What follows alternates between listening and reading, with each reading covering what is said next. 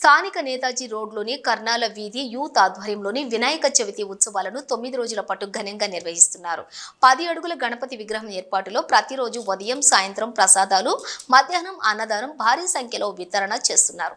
స్థానిక ఎమ్మెల్యే ఆరణి శ్రీనివాసులు తనయుడు మదన్ విచ్చేసి పూజా కార్యక్రమాన్ని నిర్వహించారు.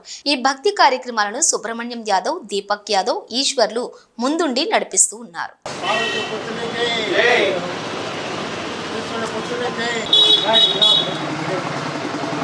అవును ఇప్పుడు 5,000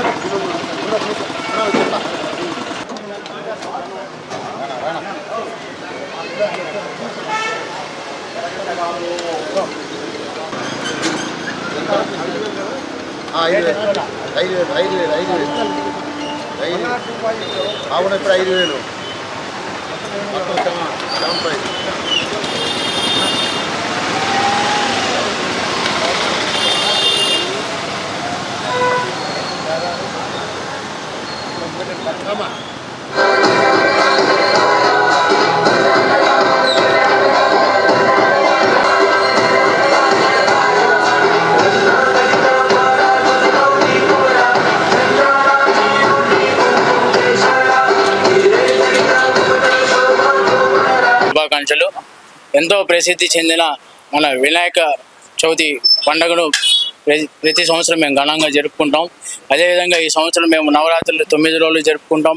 ప్రతిరోజు పూజలు చేసి ప్రసాదాలు, అన్నదానాలు చేసి వివిధ కార్యక్రమాలు చేస్తున్నాము. ఇందుకు సహకరించిన మాకు వ్యాపారస్తులకు, పెద్దలకు, ప్రతి ఒక్కరికి పేరు పేరున ధన్యవాదాలు. అలాగే వినాయక చవితి శుభాకాంక్షలు. ఈరోజు మూడో రోజు ప్రముఖులు ఇక్కడ కార్పొరేటర్ నరసింహాచారి గారు, అలాగే మదన్ గారు, అలాగే సుబ్రహ్మణ్య యాదవ్ గారు ఇక్కడ ఓం శాంతి ఎంటర్ప్రైజెస్ వారి ఆధ్వర్యంలో అన్నదానం జరుగుతున్నది మూడో రోజు.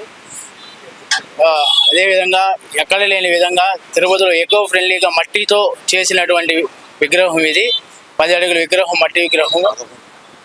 ఈ విగ్రహాన్ని మేము పూజించి 9 రోజులు ఉత్సవాలు జరుపుకుంటాం. ధన్యవాదాలు. గణేష్ చతుర్థి సందర్భంగా మనమంతా కూడా వినాయకుని మొక్కుని మొట్టమొదటి మనకు వచ్చే పండుగల్లో వినాయక చవితి మొట్టమొదటి పండుగ. ఆయన విగ్రహం పొంగొట్టి విఘ్నేశ్వరుడు. అందువల్ల ఆయన కర్ణాటక యూత్ కూడా 9 రోజులు నవరాత్రుల్లో వినాయకుడిని నిద్రించి 9వ రోజు ఇచ్చేయడానికి పోతాడు. అందువల్ల యూత్ గట్టిగా పనిచేసి ఈ యొక్క వినాయకుడి యొక్క కృపా కటాక్షలకు పాటు కావాలని కోరుకుంటూ అవకాశం మీడియా ధన్యవాదాలు.